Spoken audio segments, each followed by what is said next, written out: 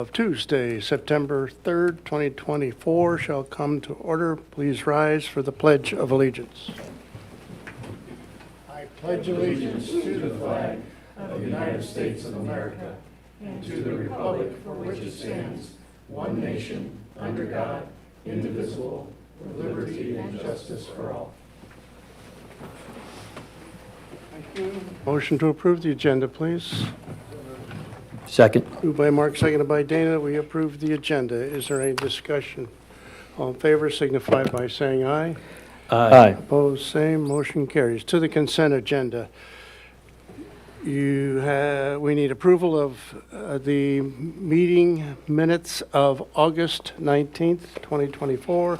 We need approval of fall large item drop-off, October 17th from 8 a.m. to 7 p.m. and October 18th from 8 a.m. to 5 p.m. and October 19th from 8 a.m. to 1 p.m. at the Public Works site at 1419 2nd Avenue South. And curbside, appliance only, pick up for October 15th. C, approval of the purchase of a replacement airbag lifting system for the fire department from McQueen Group in Delafield, Wisconsin, in the amount of $8,236.83. D, approval of traffic signal cabinet and flashing arrow for east and west, upgrades at Highway 18 and North 8th Street. It's a quote from Traffic and Transportation Products in the amount of $36,138. And we need approval of bills and claims, of which you have a copy. Motion, please. So moved. Second. Moved by Beth Ann, seconded by Bennett, that we approve the consent agenda. Is there any discussion? All in favor signify by saying aye. Aye. Opposed, same. Motion carries. Now is the time and place for any citizen in the audience who wishes to address the council on any issue or item that is not on the agenda. Please approach the podium, state your name first and last, and give your address so the clerk can properly enter it in the minutes. It's not a discussion time nor a question and answer time, and you have 3 to 5 minutes. None appearing, we'll move on to unfinished business, of which we have none. We'll go directly to new business. A, proposal to vacate right-of-way and dispose of the city's interest therein by sale to adjoining property owner William and Nancy Paltzer of 212 South 13th Street. Review and recommendation from the Planning and Zoning Commission by Scott Flory, our administrative.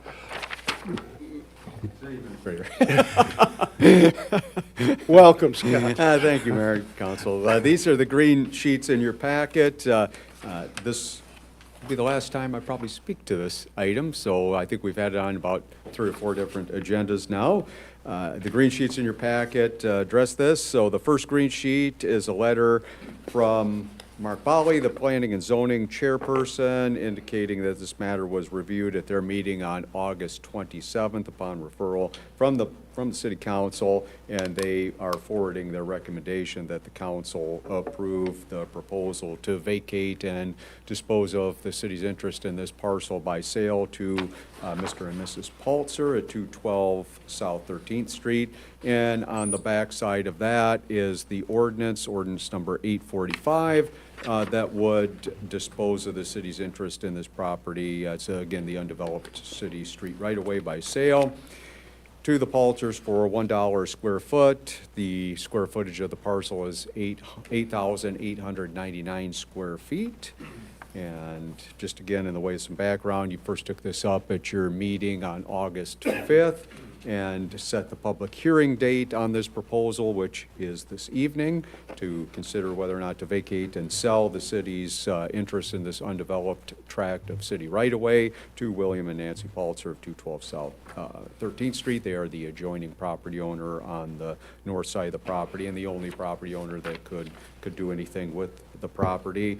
Again, it's a vacant and undeveloped piece of city right-of-way. They have had the property surveyed, as we've looked at that survey the last couple of meetings. So you've previously had copies of that in your packet. I did not include that again this time.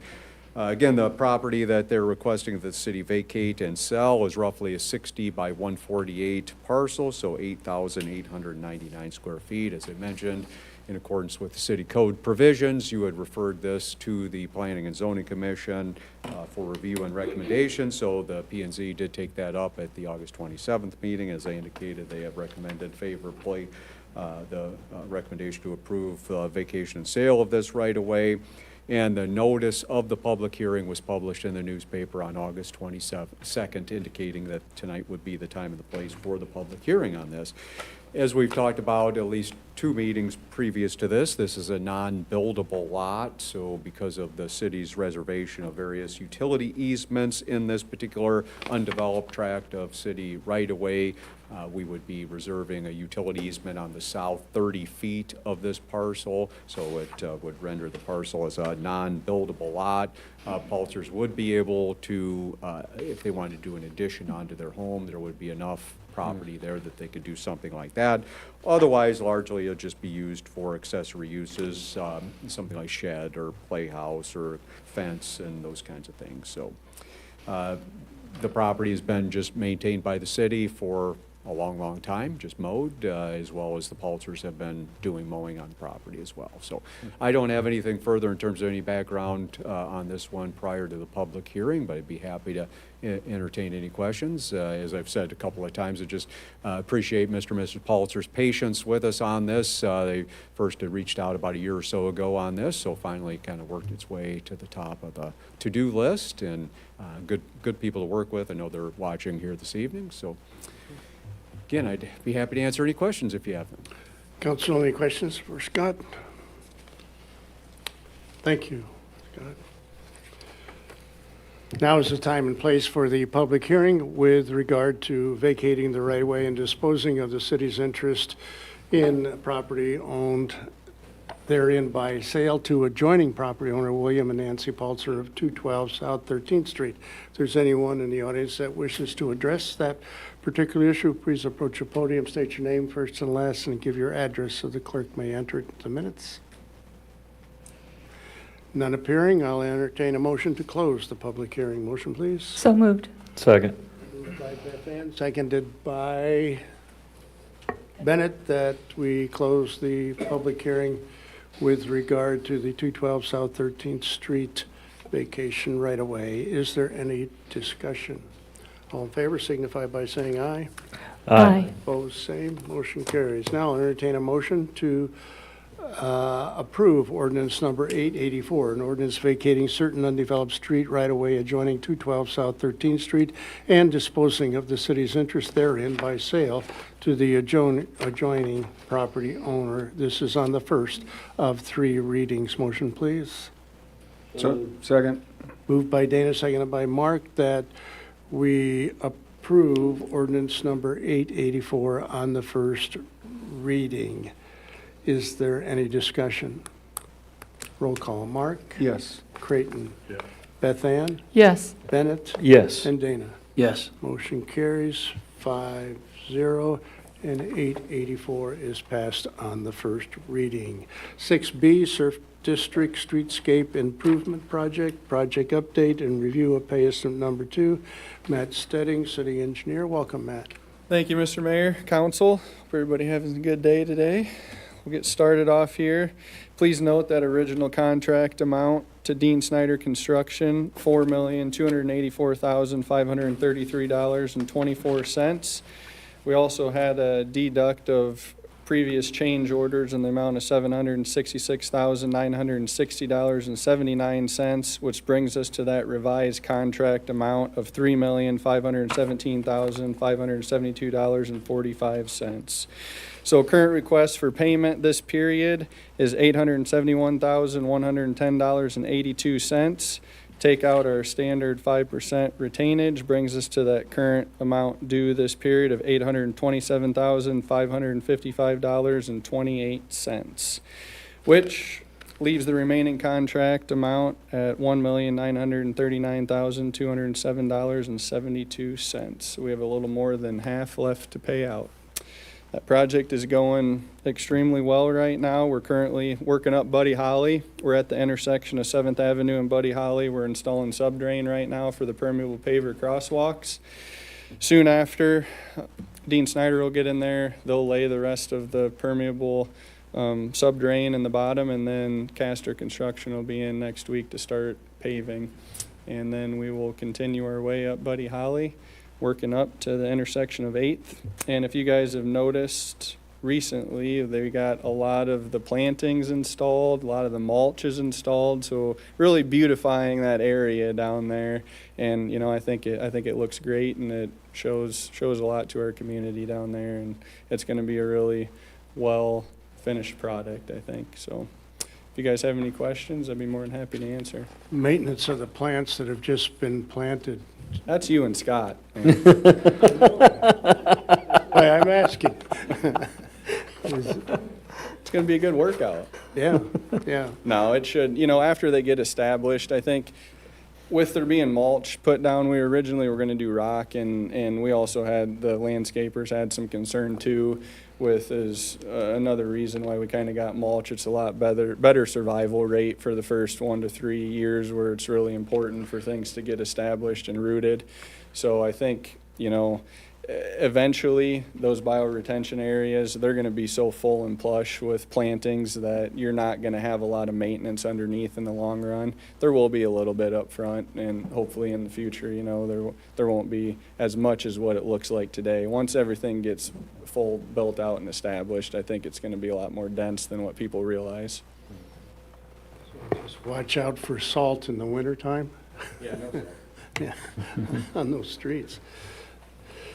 Any questions?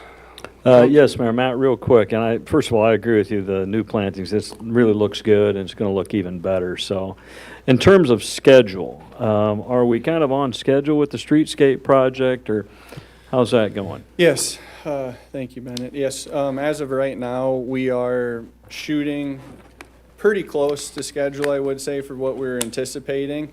We're going to get done. So they kind of got the plantings into 3 phases. So the first phase goes up to 7th Avenue, which is where we currently are right now. Second phase is going to go through the Half Moon up to 8th, and then the third phase is going to be kind of up by the tracks and down along 7th. So there will be plantings that are not going to take place in that second and third phase until next spring, just due to the Right. weather conditions that we're going to end up in. But as far as the streetscape paving portion, we're still hoping to get everything done and completed all the way up Buddy Holly this year. And the actual gateway structure, that's supposed to hopefully get installed by the end of the year as well. And everything is on schedule as far as that goes. There's going to be a little bit of sidewalk work that's going to take place along 7th Avenue, mainly around the MEIC building, because that'll obviously still be under construction. Substantial completion on the MEIC building is June 1st of next year. And that's kind of the exact same time when we're hoping to have every little bit and piece finished up on the streetscape. So in a perfect world, our statues and everything are set to come around that middle of May deadline, and the MEIC set to substantial completion June 1st, and that's when we're hoping as well as the streetscape portion will be fully wrapped up. But there will be a lot completed yet this year. All right, that's excellent. No, we're making terrific progress down there, so thank you very much, Matt. Sir. Any other comments, questions? Your Honor, if I may. You bet. I just wanted to point out again on the topic of the plantings, don't forget too, those are, like Matt mentioned, the biofiltration. So this is in the watershed for the lake. So significant investment here in water quality improvements here in our watershed. We hope, and Joel's here this evening, so hopefully we can turn him loose on some future grant opportunities to help fund some other watershed improvements related to these kind of biofiltration systems in there. But the plants, they're going to look terrific, but they also have a real function to them beyond just their aesthetics. Any other comments, questions? Thank you. Therefore, I'll entertain a motion to approve pay estimate number 2, Dean Snyder Construction, in the amount of $827,555.28. Motion, please. Second. And seconded by Mark that we approve pay estimate number 2 with regard to Surf District Streetscape Improvement Project. Is there any discussion? All in favor signify by saying aye. Aye. Opposed, same. Motion carries.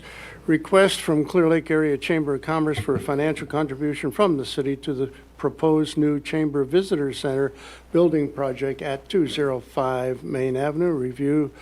Mr. Flory, welcome again, Scott. Thank you, Mayor, Council. This is the third meeting agenda that this has been on, so I won't review all the things that we've talked about at the last 2 meetings. I'll just kind of focus on what's in your packet here. The purple sheets in your packet. The first item there is a resolution authorizing the economic development grant to the Clear Lake Area Chamber of Commerce in the amount not to exceed $250,000.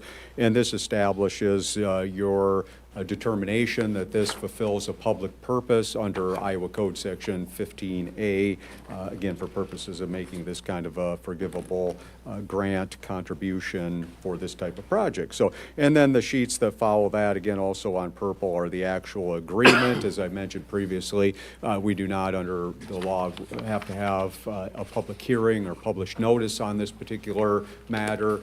But the state auditor's office does have a set of guidelines that are referred to as best practices that we're supposed to follow when we enter into these kinds of agreements with nonprofit organizations or 501c3, other 501c3 organizations. This is not a 501c3, but similar to a 501c3.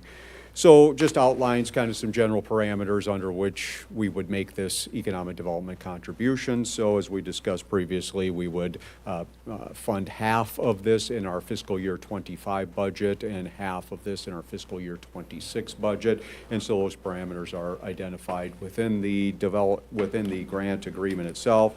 Essentially on page 2 under section A there, the initial grant disbursement would be made once the level of 40% of the total project costs had been achieved, but not prior to June 1st of 2025. And then the next payment would be, it's B, would be at the level 70% threshold, so not prior to June 1st of 2026. But those are essentially the basic parameters of that. And then there's a, excuse me, an application form for disbursement that the chamber would fill out for us, and we would process it just like a normal pay request. So I don't have anything further. Again, I think we've talked about this now for a solid month, a couple consecutive meetings and a lot of detail about the merits of the projects. And the last meeting, the directive was to proceed with preparation of this development agreement and the enabling resolution. So you have both of those in your packet here tonight. So be happy to answer any questions if you have them.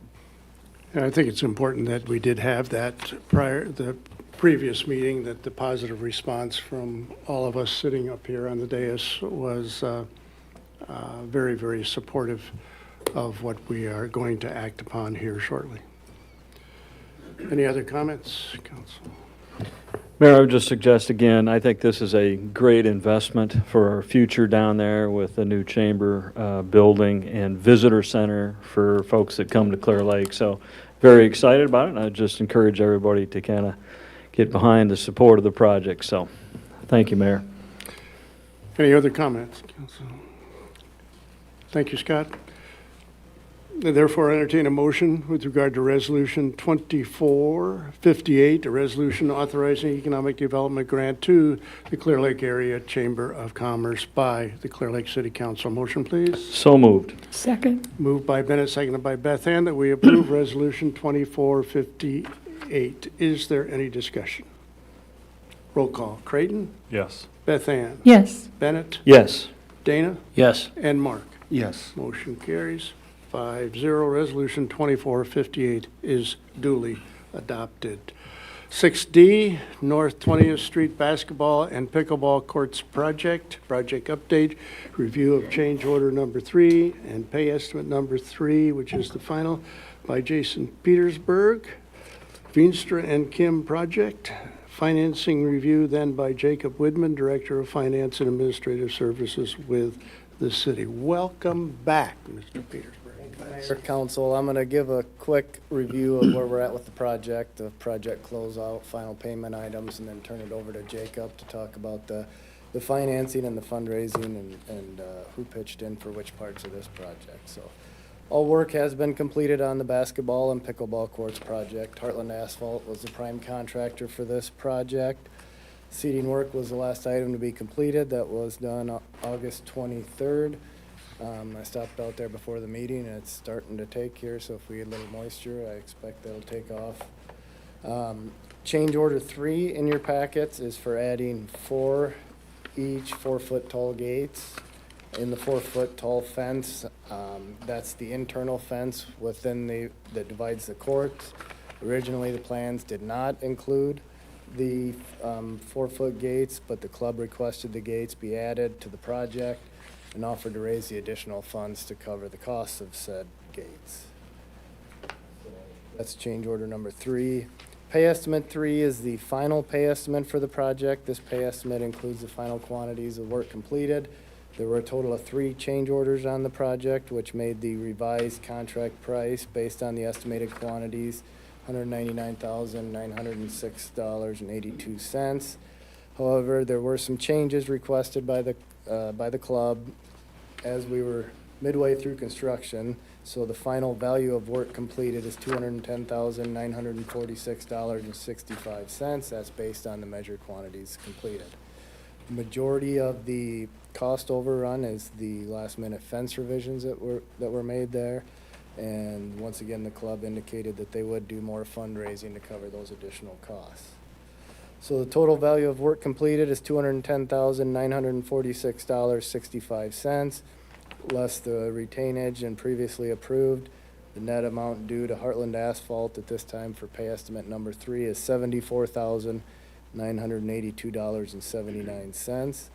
B&K does recommend approval of change order number 3, pay estimate number 3, as well as the resolution accepting work. So if there's any questions for me, or I can turn it over to Jacob to talk through the funding. Change order number 3 is 1980, is that correct? 1980? $1,980. Yep, okay. Any other questions?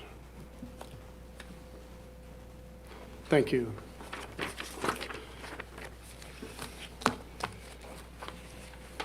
Jacob, welcome.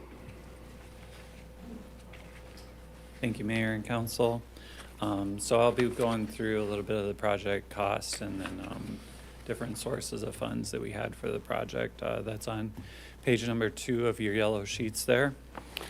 So the city, as a city, we contributed $105 towards the project. The county pitched in 30, school district did $17.5. And then the pickleball club raised $121,512. So just a good collaboration on this project. A lot of different partners in the community coming together and just wanting to see this for our community. Now that it's up and running, there's great use out there, which is really encouraging to see. And so I think overall, just a really good project for the community, and just really thankful for all those people that contributed to it. Thankful for the pickleball club going out and raising the extra funds. As Jason mentioned, there were some change orders towards the end that increased the project cost, but they did go out and raise the funds to cover those. We will go through the costs here a little bit, just so you guys have a little breakdown on that. Engineering was just over $20,000. The construction portion with Heartland Asphalt, that was $210,000. We had other items that we did not put in the construction contract because we either self-performed them or we did a separate contract outside of it to save a little bit of money.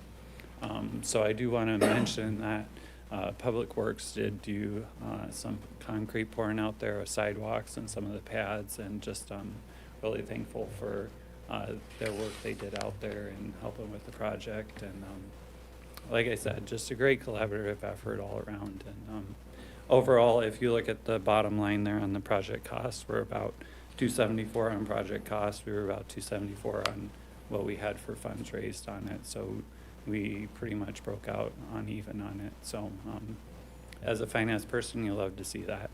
So that's all I have, unless anybody has any questions. This was a very good partnership, really, between It the really was. club and private donors in the city and our public works people, and including our city administrator who laid some concrete down there as well, in his suit and tie. Well done, Scott. I got hurt on the job too down there. I had to take some time. Any questions for Jacob? Okay. Thank you. Therefore, entertain a motion to approve change order number 3 in the amount of $1,980 and pay estimate number 3 at $74,982.79. Motion, please. So moved. Second. Moved by Dana, seconded by Creighton, that we approve change order number 3 and pay estimate number 8. Is there any discussion? All in favor signify by saying aye. Aye. Opposed, same. Motion carried. Now I need a motion to approve Resolution 2459, a resolution accepting the work of the 20th Street Basketball and Pickleball Court project. Motion, please. So moved. Second? Moved by Creighton, seconded by Mark. We approve Resolution 2459. Is there any discussion? Roll call. Beth Ann? Yes.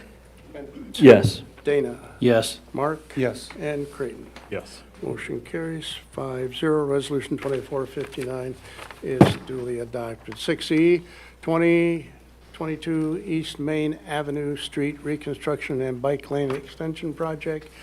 Project update and review of pay estimate number 10, which is the final, by Jason Petersburg. Once again, welcome, Jason. Thanks again. All work on the Main Street reconstruction project was complete June 2023 by Wix Construction. They were the prime contractor on that project. Since then, V&K has been working with the DOT contractor suppliers, going through the required pre-audit, final audit paperwork. The last of the paperwork has been filed with the DOT, and we're now at the point that we can present pay estimate number 10, the final pay estimate on this project for approval. Pay estimate 10 in your packets includes the final quantities for the project. Page 5 of the pay estimate includes the summary. The total value of work completed by Wix Construction is $2,304,089.79. That's approximately $50,000 less than what the original contract amount was. So with projects like this, we typically plan for the worst as far as some of the soils conditions go, and that allows us to bring these in on or under budget. The net amount due to Wix Construction for this final pay estimate is $838.56. That's part of reconciling the final quantities. Those actually came from a subcontractor, the pavement marking subcontractor. So, all in all, the construction of this stretch of Main Avenue from 8th to 14th Street went well. I'll note that not only did we reconstruct Main Avenue as part of this, but it allowed the neighborhood to the north of Main Avenue. It provided us some storm sewer connection locations as well as water mains, so we were able to do 3 other contracts, separate contracts, that allowed some storm sewer extensions, water main extensions, and then ultimately the street rehab project in that neighborhood as well, which I think was about 20 blocks in that area. So V&K does recommend approval of pay estimate number 10 to Wix Construction, as well as the resolution making final acceptance of work. I was just going to add a couple of things on the assessment portion of the project. Of course, as you know, this is a special assessment project, so approximately $440,000 of this project funded by special assessments. The total cost all in on the project is about a little over $2.6 million. So as the special assessments come to about 17% of the estimated cost of the construction of the project. So the terms of the schedule here, what we have left. So tonight, again, we're acting on the final pay estimate. We'll be back at the meeting on the 16th with a resolution adopting and levying the final schedule of assessments. So Jason's working on those, and we'll file those with Jennifer. Then we'll file that with the county treasurer on the 18th. Then we have, again, on these special assessments, we have to publish notice in the newspaper twice, so 2 consecutive weeks. So we have that scheduled for the September 26th edition of the Clear Lake newspaper. Then we mailed the notices to property owners on October 1st. Second publication of the newspapers on October 3rd, and then we have that 30-day collection period here at the office, and we generally let it run maybe, a few days beyond that. So kind of anticipating that we'll certify the collection results in that time frame to the county, or first part of November, so first week of November or so. So again, this is the final leg of this overall East Main Avenue reconstruction project from 8th all the way out to 24th, the third and final piece of it. So I think the first piece was about $1 million. The second piece was around 2.4, and this piece was the largest of the three at about 2.7-ish. So, all in total, I think we've got, north of $7 million here invested in this overall reconstruction, and we did not borrow any money for the project. We utilized available grants, and Jason's helped us with the DOT, and that can be a labyrinth in and of itself, working through that bureaucracy and the red tape. And I know they've had multiple changes in staff members there that have kind of drug the audit process, as he's speaking of, out for a long period of time. But we have about $1 million in grant money coming from the DOT for this project, and we utilize tax increment financing to help pay for the project, in addition to cash we've had on hand that we've saved up. So not very many cities can do projects like this without having a borrowing. So. And that's all I had. Yeah, I want to thank Jason, too. Jason, you've been on that whole project. It seems like forever. I mean, it's, 8th to 24th. yeah, well done. I mean, Thank that's you. a great project, great Yes. project to drive down. Get Mrs. Schumacher home from here every night, and it really is a neat drive when you go Yes. down through there from Yes. one end to the other to look at that. Yeah, it's very nice. Yes, Well thank done. you. Well done. Thanks. Thank you.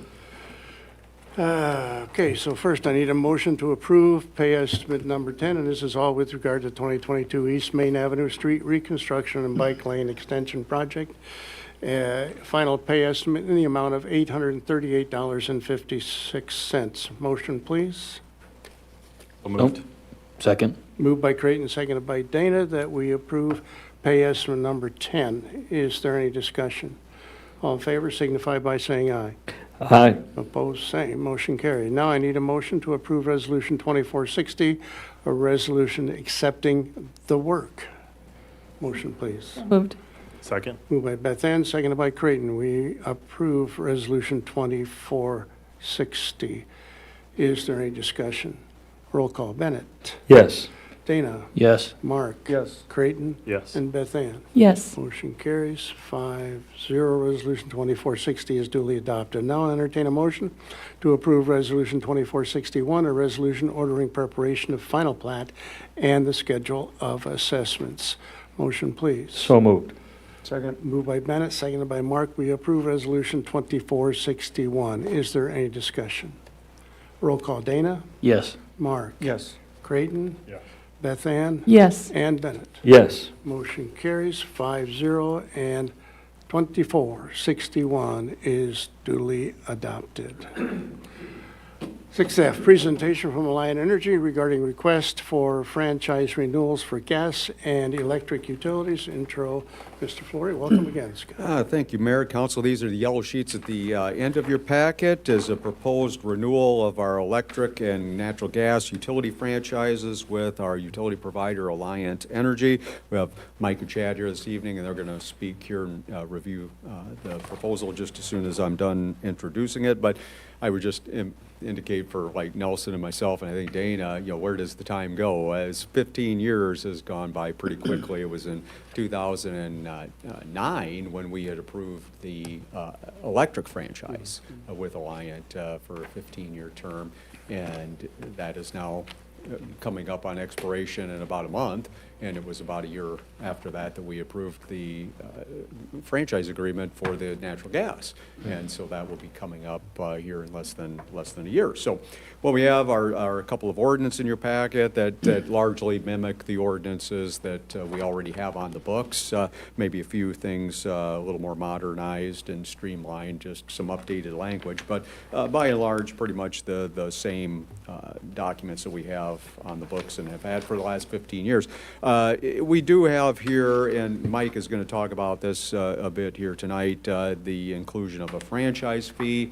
We just plug that in. He can talk about that. If you want to pursue that, that's fine. If not, that's fine too. We do have that language in our existing ordinance. We've just opted not to impose that, but many cities are imposing that more and more every time the franchise is up for renewal. I think just about every city is availing itself of that opportunity. So in this case, it's drafted as a 1% add-on fee, and I think Mike will talk about this, but essentially that would replace the 1% sales tax that the city would impose on the utility bill. So instead of paying that 1% as a sales tax, you would pay it as a franchise fee. The difference there would be that it would be collected by the utility company and then distributed back to the city, really dollar for dollar. So once the state, they have the formula, they distribute the sales tax revenues. So when they collect $1 in sales tax revenue, we do not get the full dollar. That's spread out in this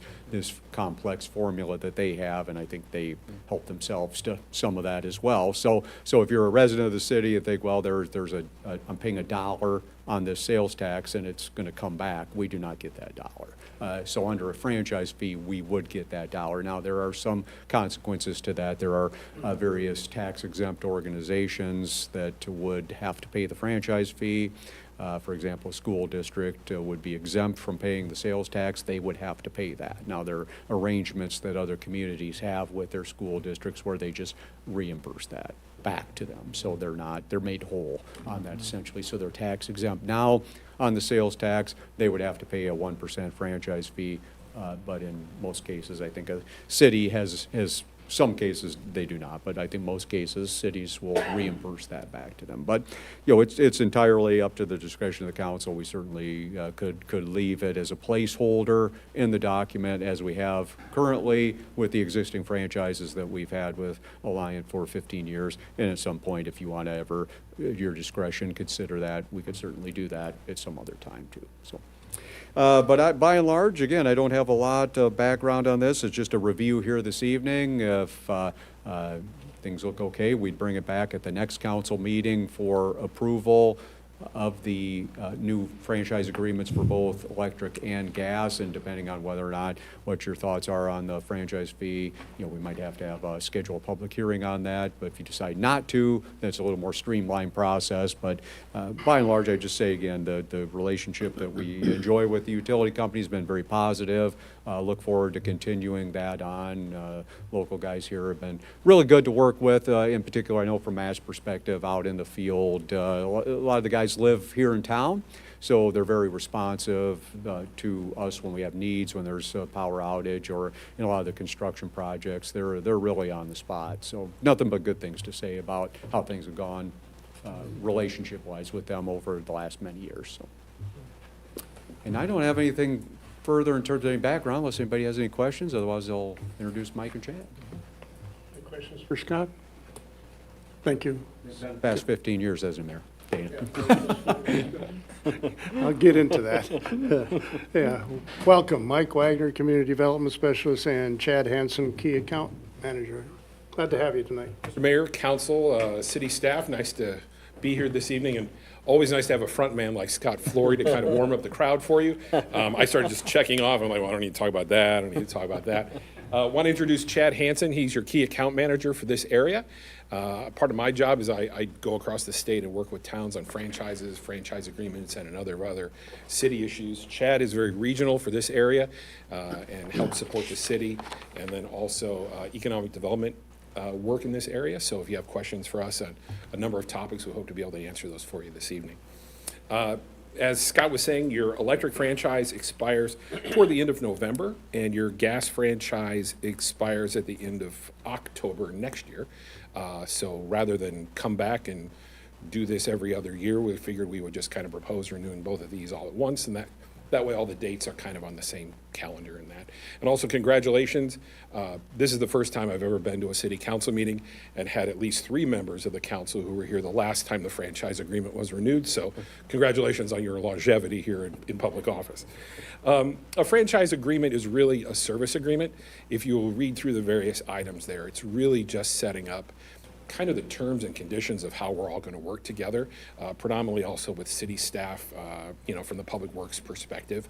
It deals a lot with the work we do, where we put lines, where we don't put lines. In the event that you have a number of public works projects, if you have lines or cables that need to be moved, how we move those, and that we move those at our expense if they're projects that qualify. Also, if we have an excavation, almost said evacuation, excavation and restoration, if we make a hole, if we tear up some road, how do we repair it?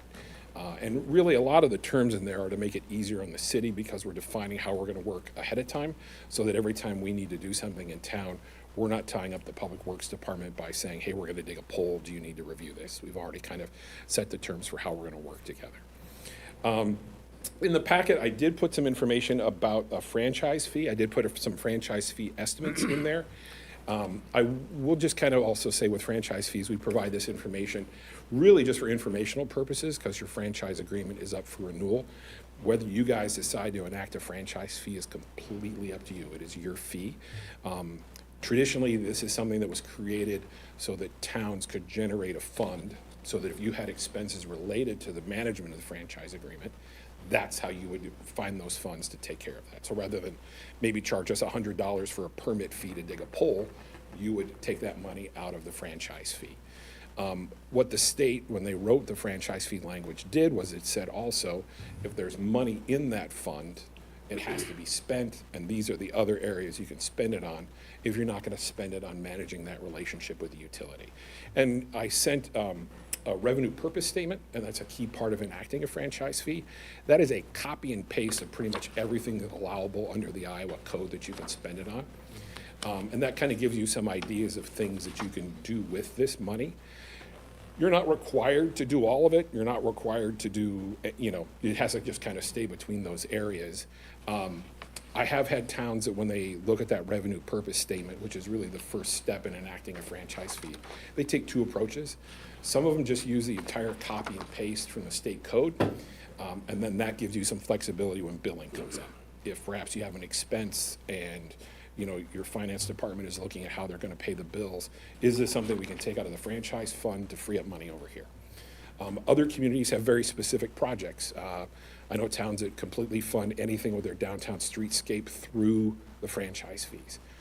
Some towns also use it as kind of creating an economic development slush fund so that if you have a grant and you need matching funds, you've started to build that up instead of, hey, we're eligible for $3 million, but we have a $2 million match. Where are we going to come up with that? So there's a number of approved uses in there, and it's really completely up to you how many of them you choose and how many of you don't choose if you decide to enact a franchise fee. The only caveat I would say too is if you are going to choose the options in there for property tax relief or property tax abatements, you have to specify which percentage of the franchise fee will go toward those expenses. So if you decide to enact a franchise fee, I have to send a bunch of paperwork to the state to get that approved. And one of the things they want to know is if you are going to use the franchise fee for property tax relief or property tax abatements, what that percentage is. So that's just a checkbox that we need to make sure that we take care of. I supplied also kind of a rundown, and thanks to some very talented younger people who showed me how to use Excel, it is computed all the way down to the penny. But really, those are estimates. The actual amount will vary, and those are based on 2023 use for an entire calendar year. So you're looking at based on summer, spring, winter, fall, how to get all the seasons in. I would say that this year is a really great example, though, of how weather can affect that. We're seeing a lot of towns that their franchise fee payments this year are a little bit lower because the weather's really nice. And people may not need to run their air conditioning as much. People earlier in the year didn't need to run their heat as much. So it's based on energy use. So if people are using energy at a normal rate, then the franchise fees will be at a certain level. If for some reason the weather affects it, then the franchise fees will respond accordingly. I have had a bunch of towns that have turned to franchise fees as a way to generate extra income because of changes at the legislature. And I just try to warn them that while this is a funding option for you, your franchise fee is not going to behave like a property tax. It's not going to behave like a PEPL levy at the school district. It's just going to behave a little differently because it's really weather dependent. So that's why I always say that I've prepared estimates for you, but your mileage will vary based on the weather and the energy use for that time. The one thing, as Scott alluded to, is that this is a franchise fee on the utility bill, so it is charged against all utility customers in the town.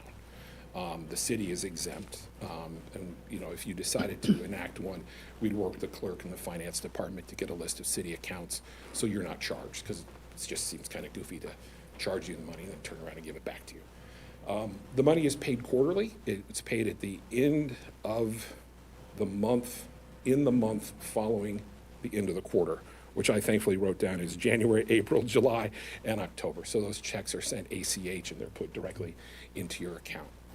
But like I said, the franchise fee is completely up to you folks if you want to enact it. If you're interested in some kind of rebate program, because this is your fee and not ours, we tell towns that is something for you to handle. This isn't something that we can we'll bill this customer differently than we'll bill that customer. So that gives the discretion of any kind of refund program or rebate program completely up to you. The city of Dubuque has one where there's some paperwork that you can fill out, and then people who are tax exempt can get a refund. I know the city of Keokuk also put together, Keokuk put together a rebate program, and I believe they went from a 2% franchise fee to a 4% franchise fee, and then businesses submit their bills, and then they get a refund that takes them down to the 2% amount. I do know some towns will just, on their own, decide that they won't charge the fee to schools or to hospitals in town, and then they write those groups a check. So it's completely up to you how you want to handle that fee. We just say that because of our billing system, it's easier for you to operate that kind of program if you want to. But again, a franchise fee is not required. You don't have to. This is just because your franchise is up for renewal. It's a good time to talk about it. Like Scott said, I would recommend that if you decide not to enact a franchise fee, you just zero it out at 0%. And that way in the future, if a future council wants to change it, then all we have to do is just go in and amend, I think it's section 9 and section 10, depending on what franchise agreement we're talking about. The other thing too is about your revenue purpose statement. It's approved simply by a resolution. So this is not necessarily an expenditure that you're locked into, that you can only spend it here. Some towns may want to devote that money to a park project or a downtown project. The project's over and you're like, well, now what are we going to do? Well, you could come back and pass another resolution to direct the funds to a different area. So it isn't kind of like once you pass the revenue purpose statement, you're locked into that level of spending or direction of spending. So, and really, finally, the reason I bring up the franchise fee is because the local option sales taxes are paid out based on your population. And when I talk to a lot of councils, especially smaller city councils, they find that their town has been paying into the local option sales tax fund, but because the money comes out based on their population, they're only getting like $5 for every $100 that their town puts into it. So for a lot of them, they look at it as a 1% franchise fee and a 1% local option sales tax are an even swap. It's money that, for the most part, customers are already getting charged. This time, we just get to keep more of it. I think if you go to the state's tax page, where did I write it down? Clear Lake is getting $15 out of every $100 of local option sales tax, and Mason City and the county combined are getting $77 for every $100. So it's completely up to you, which direction you want to move forward. It's just usually when I have this conversation with towns, a lot of them kind of get angry with me and want to know why they didn't do it sooner. So I just at least want to make sure that this is an option that you're aware of. If you decide to move forward with a franchise fee, you would need to pass, first off, decide on the percentage, and then pass the revenue purpose statement as a resolution. The clerk would need to make a public notice. Typically what towns that do that if they're going to proceed with the franchise fee is they vote on the revenue purpose statement and set the public hearing on the franchise at the same meeting, do all your public notices. Next meeting, you have your votes, and then your second and third votes based on your rules and regulations, whether you do 3 meetings or you do all 3 at the same time. After that, the clerk and I trade a whole bunch of paperwork, and we get to know each other really well over the internet. And then we file with the Iowa Utilities Commission, and then they have about a month to review it, and then we start collecting it immediately after we get it approved by the IUC. So that's my book report for tonight. So Chad and I are here and more than happy to answer any questions for you. Yeah. I feel that these last few years, the relationship has been the most positive. We're now starting to see Alliant trucks in and around the community. Sometimes it's lunchtime down to Seawall, but there's, I believe, at least one of them live in town here, and I think that's important, the visibility. 15 years plus ago, we didn't have that relationship, I felt. In fact, the hierarchy of Alliant was here, and our city administrator did a fine job explaining our situation to that particular person at that particular time. They have now named a street after him, but we'll carry on from that. But you know, it's important, the relationship between us, especially our police and dispatch. I assume things have been positive there. You know, it used to be pick up the phone and dial, and you got a dead phone on the other end.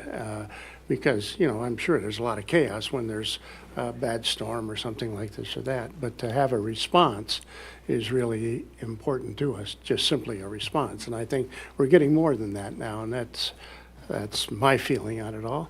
I think some people might say, well, what about all the tree chopping that's going on around town? And I think you use Asplin to do that, but Right, we have an approved tree trimming program that's approved by the Iowa Utilities Right, Commission. right. And really, a lot of it is that it's tree trimming we're doing. Yeah. And if I'm not gonna try to get specific as to whose trees get trimmed and whose trees don't, but I know there's approved tree program in there. And a lot of it are trees that have just grown out of control. Yeah. And have to be cut back, you know, and But many of us are tree huggers, so you know the story there. well, and you know, if you have a nice downtown or you know you have a nice neighborhood, those tree-lined streets are really important. They are. And they really They're- improve the they're aesthetics of the important. neighborhood. I assume you have construction requirements, new building construction requirements? With regards to, Well, I'm thinking specifically of a housing project that we have in the community going, and are there requirements that they must follow as to where the bank of electricity would come for a large apartment building? No, there's no requirements. I know we've been working on a lot of the subdivisions, like the Emerald Edge subdivision, all underground. You know, we're always looking for reliability for our community. We want to partner with Clear Lake. So there's really no requirements. We're just doing underground and going and doing that. I guess, can you be more specific, Mayor, if anything? Well, I thought it was to be located at one point, and it was Well, proclaimed. where the meters were, maybe what you were asking for? You probably got it right, yes. Okay, I can follow up on that. I mean, there may have been a certain reason at why that metering needed to go in due to where the transformers were, but I would have to All check right. on that. But otherwise, Okay. there's no requirements with the franchise on, you know, meters need to be set at a certain spot on a piece of property. Yeah, okay. Well, that was one issue that I did have that was expressed to me. and I would say generally our engineering department, we as a company have moved from a point of view of starting projects with lines underground. And then as we engineer it, we start to look at, okay, does it make sense to leave this underground, move it above ground? You know, I know there's a lot of folks that see reliability concerns with above ground lines. Underground lines also present just a different set of challenges. So from an engineering standpoint, that's usually where we start now, is below ground. And then, if we, due to various factors in the construction, then we look at other ways to do it. Well, it's nice that you went underground over here. You took that big laminated pole out of there. And we were told that would have cost us $25,000, I think, maybe more at one point. But that's nice that you've gone under all those and moved on down. So progress, and that's what we're looking for too as well. Any other comments, council? Maybe thank you for being here tonight. Appreciate it. Thank you for having us, and I would say, if you want to have future conversations about a franchise fee, if you want one or if you don't, I can also work with the clerk to get, different versions of the franchise with different numbers in there, or zeroed out if you don't want it. And of course, if you need Chad and I back here to chat with you in person, we'd love the drive to Clear Lake. I love the ride home as much as I like the ride here. And I was actually telling the clerk earlier, a friend of mine posted something on Facebook and their kids were playing at a playground. I was like, they're in downtown Clear Lake. I know exactly where they're standing. So I always love coming to town and taking in the views and eating my way through town. So I thank you very much for having us this We'll evening. call you January 25th. Like they say in Chicago, it's always cooler by the lake. So good. Thank you. Chief?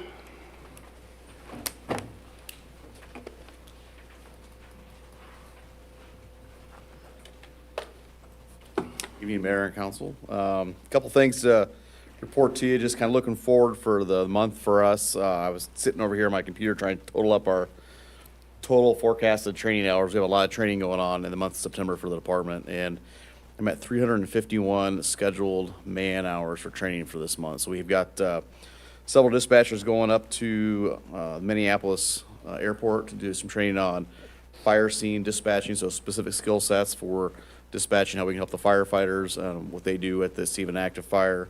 We've got firearms training coming up. Officer Pavelka is going to DRE school this month, which is completely paid for by the Governor's Traffic Safety Bureau. We have then all the sworn officers are going down to Newton Wednesday and Thursday this week to do some driving training. And so those are some areas that we've identified over the last 18 months that I've been at the helm here of some training needs that we have, high liability, high frequency type stuff that we do. And so as we've talked over the last 18 months or so, that's been a focus of mine. And so this month is really going to be a very heavy training for us too. So when you get our September monthly, you'll see a big spike in our training stuff there too. But I think that goes to show the quality of officers you guys are getting here as we identify that as a priority for us too. And the other thing I'll talk about is Labor Day weekend. I think it was one-off great for us. Nothing really big to report through the weekend. And I heard some rumors that there was somebody walking around in one of the bars with a trained cow too that somebody was talking about too. So see anything on social media, there was somebody passed through town as a gimmick. He's a little trained cow going around. So I've heard the rumors are true, in case you hear about that too. So, but I really don't have anything for you unless you guys got any questions. I want to say that I'm going to back through the whole summer and save it from my part, but the cooperation that we have with our fire department and our police department during the times of large numbers of people within the community for whatever reason there is, we've got the best. We've got the best with our dispatch, with our officers that are on the street, with our fire department and the rescue and all of that. You put it together, we do large things in a small town very, very well. With our limited resources too, I'll add. So we put a lot of good work in and we get a lot of bang for our buck on who we have here. Yeah, it's very comforting to me, and I think to all these people up here on the dais that we have such good people in both of those departments, especially as well as the training that gets done. In many departments, that training does not happen, and it's very, very fortunate that we have that. So thank you.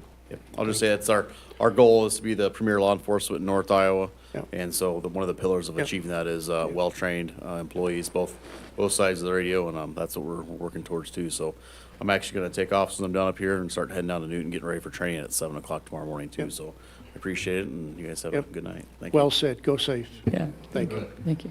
Thanks, Chief. Thanks. Director of Finance Administrative Services report, introduction of the new watershed coordinator, Joel Schwickenberg. Welcome, Jacob. Mayor and council. Just one quick thing before we jump into the introduction of Joel. I did want to give you an update on hotel motel tax. last week we got our last payment for fiscal year '24. So for fiscal year '24, we brought in $816,000, $816,832.44, which was about 4.2% higher than it had been in fiscal year '23. So just another good sign of growth in the community here, and people coming into town and staying in our community, and that's just always a good thing to see. So I wanted to give you guys that update. So then, as far as the introduction for Joel, Joel came to us from Poet. He started as the watershed coordinator, clear project coordinator here back the end of July. Joel went to Simpson College and graduated with an environmental science degree, and had some real strong college background on watershed management, and then also with his work with Poet. And when we went through the interview process, we had a committee of us with people from the city, people from other community partners with this position, and we were all just very impressed with Joel and his credentials and just the way he conducted himself. And I'll say in the months since he's been on board, I've been really happy working with him and just seeing his work ethic and seeing him going out there and meeting the different community partners and coming up with ideas of different projects and stuff. It's just really exciting to see, and really thankful to have him in the position. And I'm going to let him come up here and say a few words to you guys. Thanks, Jacob. Yep. Welcome, Joel. Glad to have you. Yeah, good evening, Mayor and Council. As Jacob alluded to, I have a background in freshwater ecology as well as environmental sciences, and so one thing that I really wanted to do with that background, I also have a background in agriculture as being raised on a farm here, Clear Lake, and then coming back and working with my father on that farm. So taking that environmental best practices and applying that to agriculture as well as our economic resource, the lake. So, you know, in the 1 month I have been in the position, I've really been focused on updating and becoming well-versed in our watershed management plan, as we will be doing a revision of that since it hasn't been revised since 2015. Other tasks, our goals of this position is developing a master preventive maintenance plan, so then we can, one, identify all of our current projects as well as ensure that, one, the longevity as well as efficacy of all these projects continue through their life, as well as continue to facilitate educational outreach. One, increasing our digital footprint, so getting exposure to a larger audience. We've really been kind of on a tactile basis up until recently, so I think getting onto that online platform will help increase the reach of the project.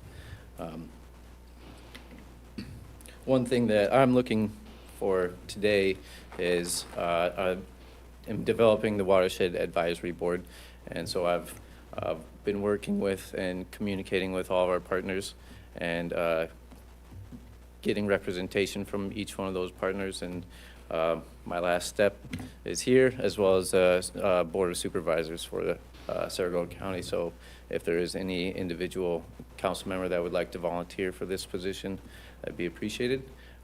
If you'd like to think it over, communicating with me after the fact is totally feasible.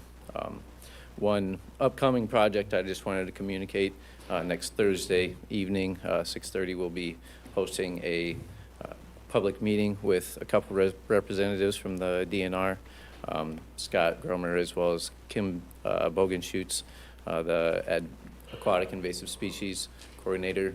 We'll be discussing the Eurasian water milfoil invasion, I guess, of Clear Lake, and the recent treatment that was done last week to eradicate it from the lake. So about 140 acres of the Clawson Cove area was identified as the parent growth of this Eurasian water milfoil.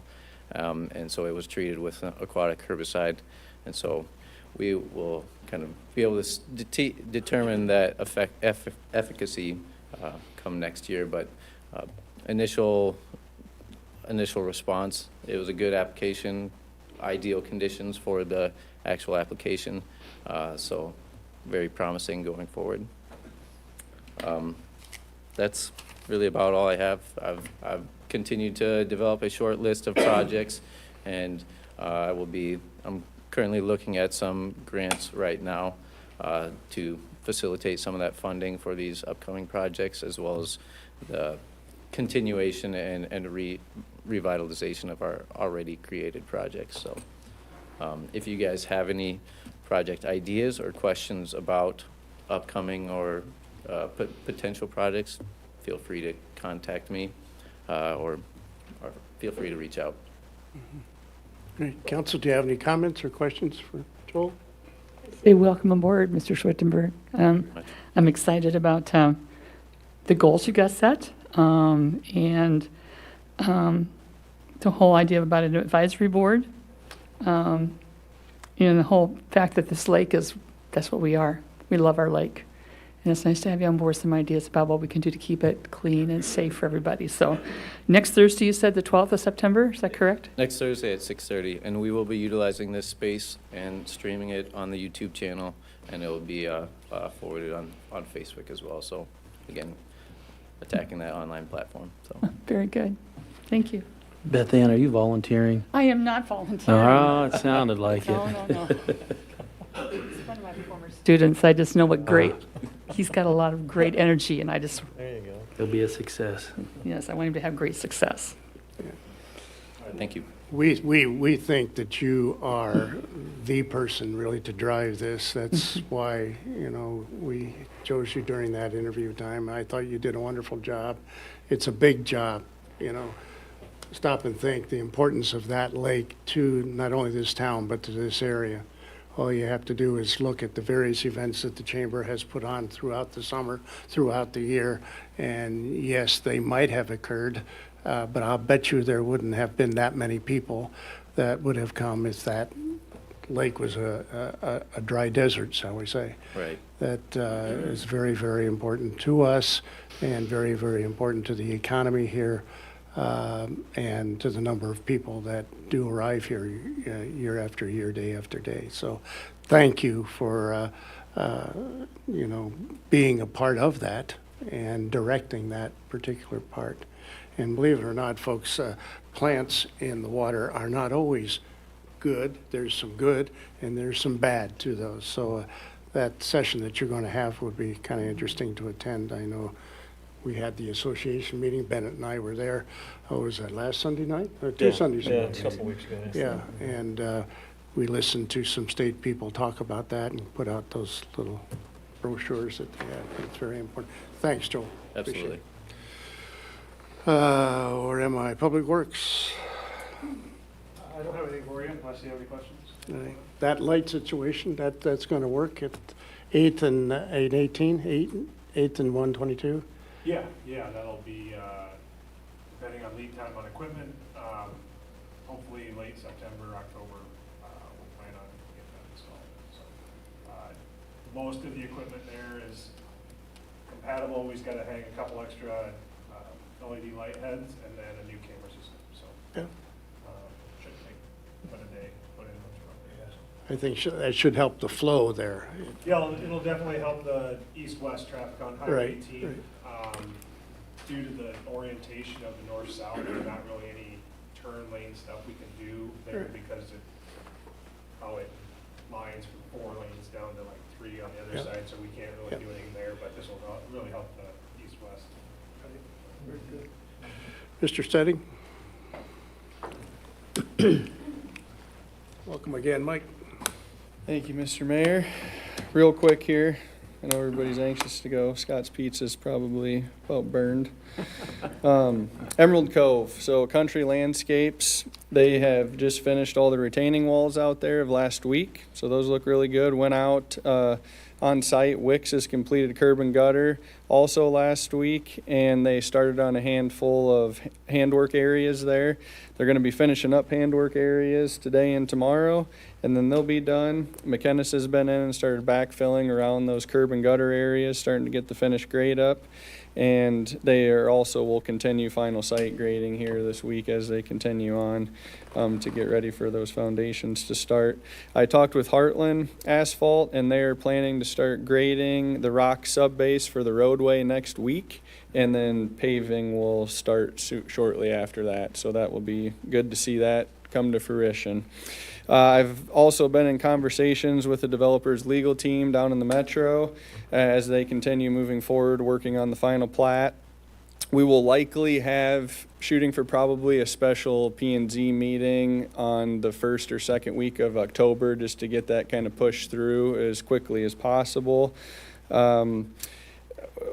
You know, we're gonna, shortly after that, then Becky, the civil engineer on site, can get her letter of completion signed, stating that basically all the public infrastructure has been installed and completed to the specs and other requirements, and then we'll shortly after that be able to accept those public infrastructure, and then the vertical construction can begin shortly after that. So that's kind of what's going on out on that project.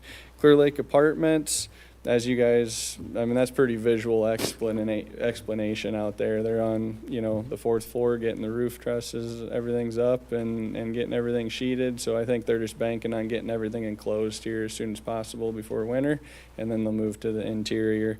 I did have a conversation with Chris Jensen with Heartland Asphalt, and they are actually set to come in the last week in September to put the base course down in the parking lot area, and then they're not going to do the final course until next spring of 2025. So that's kind of how that project's going. And then as far as the MAIC building, everything on that project's going really well too. Also, it's kind of a visual representation out there of the hard work ethic that's going on that project. I know most of you have probably known by now, but there was a substantial loss that occurred with the Dean Snyder construction family last week. So Seth Zaroslik, that was the project superintendent, great guy. Don't know how many of you got to know him, but if you did, you just know he's a special individual. He sadly and unfortunately passed away last week. So it was just a huge loss, really was. And if you guys want to show condolences to the family, they're having visitation tomorrow from 4 to 8 p.m. And then the funeral will be Thursday at 11, and all of this will be taking place in the surf ballroom area there. So construction will be shut down starting tomorrow at noon, and it will continue to be shut down until Friday morning. So just really, really unfortunate there. Sorry to end on that, but it's never an easy thing. You guys have any questions? No, thank you. Thank you.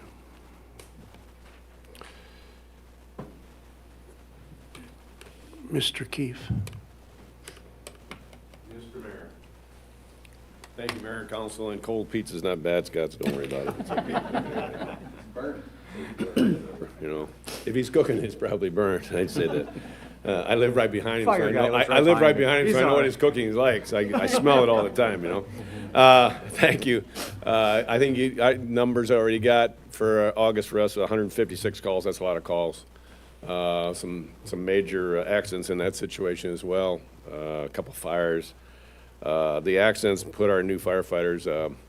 I guess you could say threw them into the fire. It was a tough call for some of those, and we had some new guys, and they got involved in it, and some tough nights for them, but they're going to do a real good job for us. They're very talented guys, and they're working real hard at that.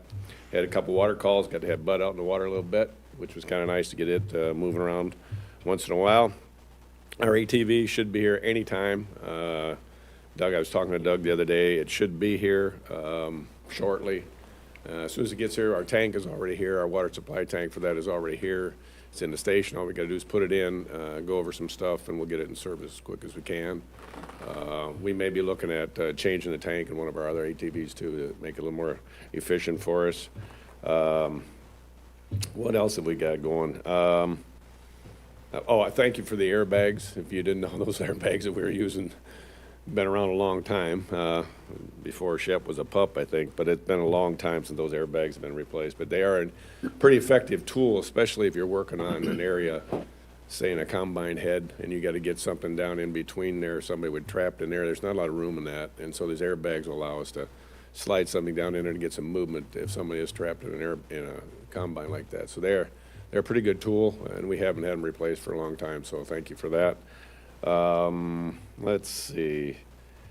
We have also a couple of new displays in the museum. Mrs.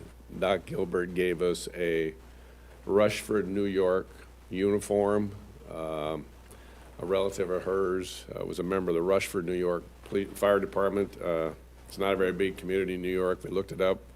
They still have a fire department, so we were going to try and get a hold of them. This uniform had to be in the 30s, maybe 40s. The interesting aspect is the gentleman that wore it had a waist of 44 and an inseam of 27, so he was bigger around than he was tall. So that, you got to make it look like a fire plug, I guess, whatever. But it's kind of funny. But we'll have that on display. We have a hat with it. They gave us a hat as well. It's kind of a neat uniform. And if I get this next display going, we may have to add on, but I have a gentleman that's going to give us 50 porcelain fire stations. The small little fire stations, I hope. They're small because I have to display 50 of them somewhere in the museum, and I've already started looking for places to put those. But it's kind of a neat gift. He was going to give them away and put them in a thrift shop, and I asked him, no, he said, I'd be honored if you guys would put them in your museum. So we're going to get those and put those up. The last thing, obviously, is our 9/11 ceremony is coming up. We have a speaker for that event. A gentleman that now living in Clear Lake is going to be speaking at that. He and his wife were in New York, stood there and watched everything happen in 2001, so he's going to give a little talk on that, so it should be kind of interesting. We have a person selected for 2025. An Air Force pilot is going to be talking at that, and we're working on a speaker for 2000 and the 25th anniversary. And so if anybody, we have a person in mind. Unfortunately, it's $150,000. So if anybody wants to donate $150,000, we can get this gentleman here and he'll speak to us. So most of you know who I'm talking about. We should know who I'm talking about. But anyway, he would come here for $150,000. So John, if you want to kick in some bucks for that, it'd be great. So it's going to be fun. We have the speaker and we have a band playing. The high school band will be part of that. We have a solo, and we will have the procession around the lake again this year, so we're looking forward to that. And I think that's about it from the fire department side. Anybody have any questions? Questions for Mike? That's always a Use the $150. I haven't seen anybody speak up about the $150,000 donation either, so it's helpful. Well, that 9/11 event that we and you always put together is certainly a moving time, and certainly was. Those of us that remember that day know exactly where we were. And I still have a picture in my office of the two towers still standing, taken from across the river in Jersey City. And we shall remember. That's true. Stacy. Welcome, Stacy.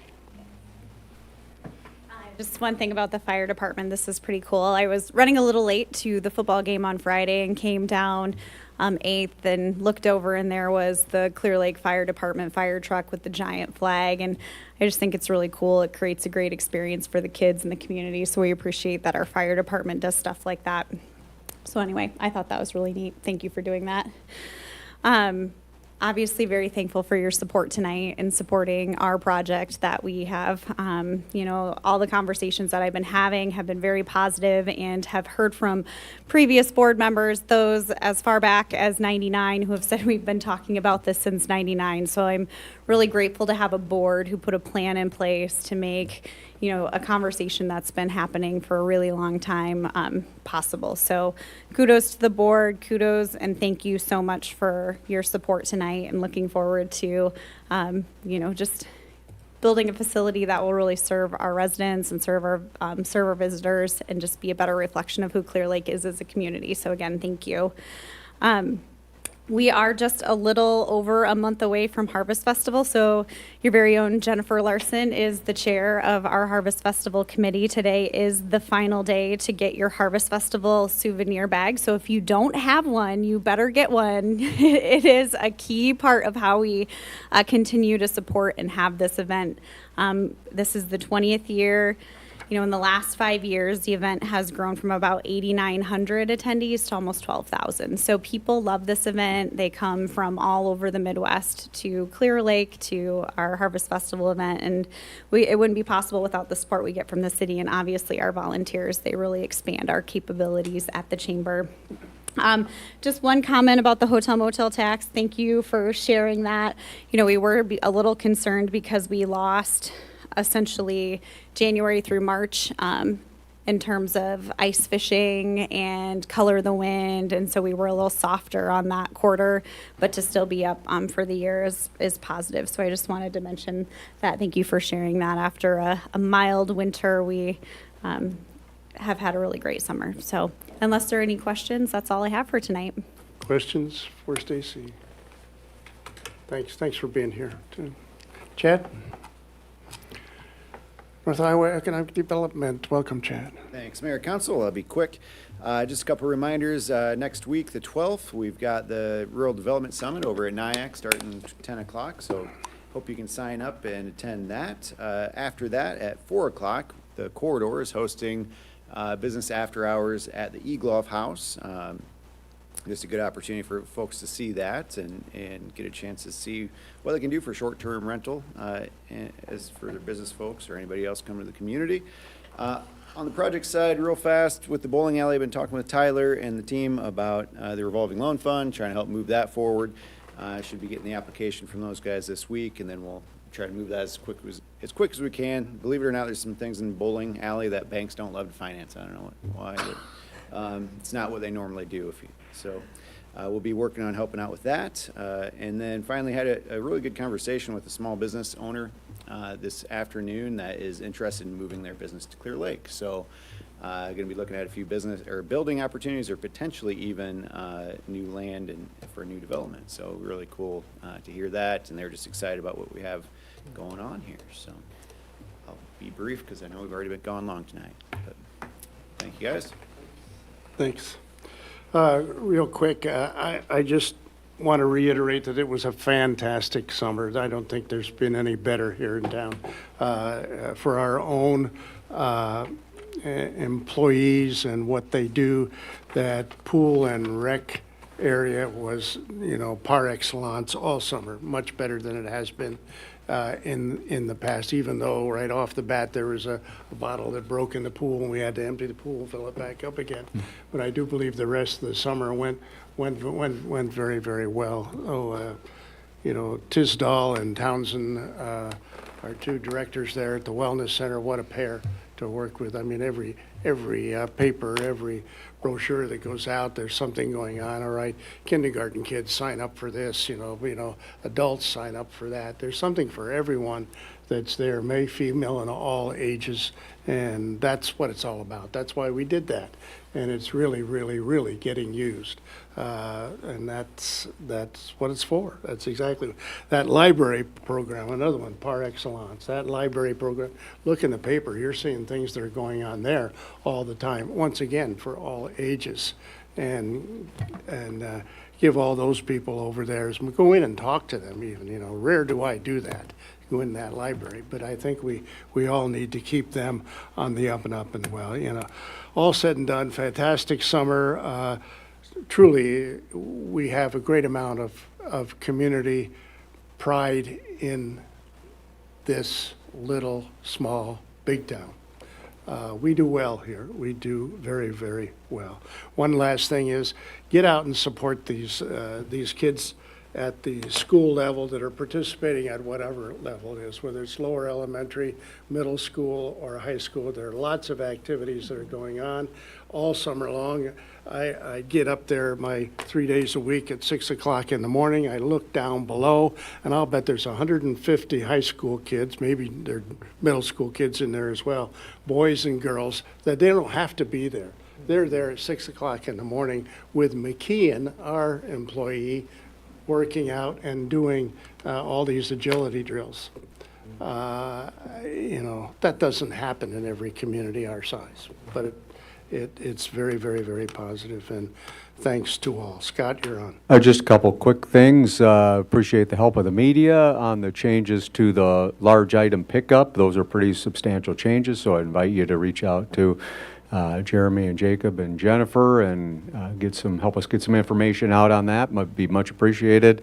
And for the next meeting, anticipate having the Children's Museum feasibility report presented teleconference by Consultant. So